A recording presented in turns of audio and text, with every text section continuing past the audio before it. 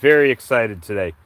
I've got some things that are worth showing you. Being that it's the beginning of January, and sometimes I don't always catch things quickly, but I do catch them. The bulbs are opening.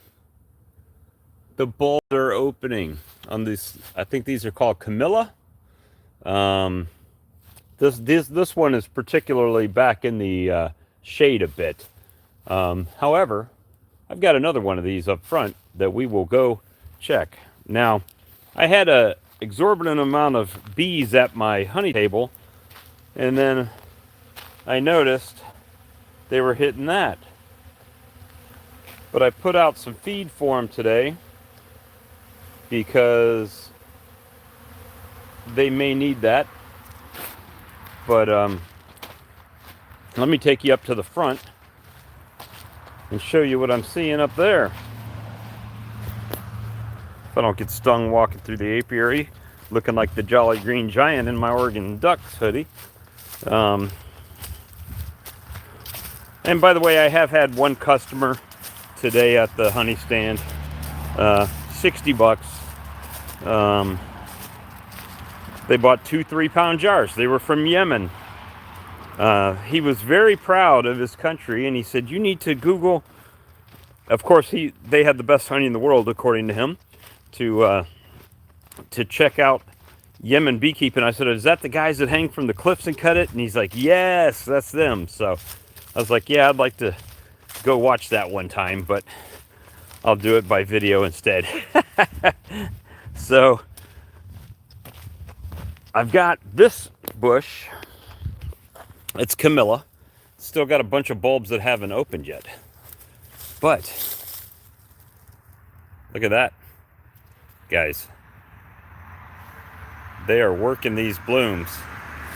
So it will be real quick. There's one up in there. Real quick that they're going to have a ton of these to work. So game on.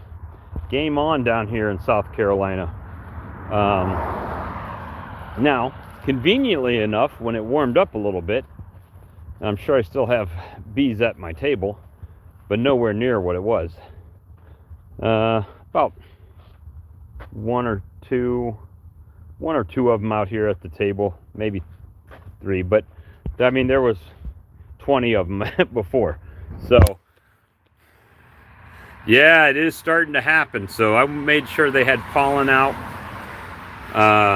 or pollen sub out, and made sure they had some feed, because even though it's starting,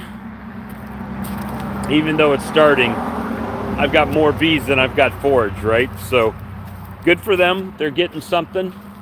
And, we know once that little bit of nectar flow hits in the spring, that liquid feed will just shut down. But for right now, it's looking good. Go team, go. They are working.